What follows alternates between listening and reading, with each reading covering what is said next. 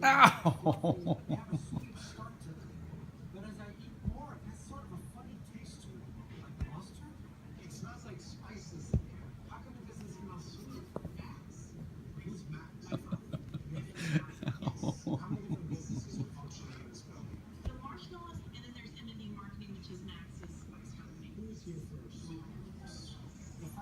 Sharing space with a spice distributor seems like a really poor business decision. I mean, think about a marshmallow. It's sort of absorb everything, just like a sponge would.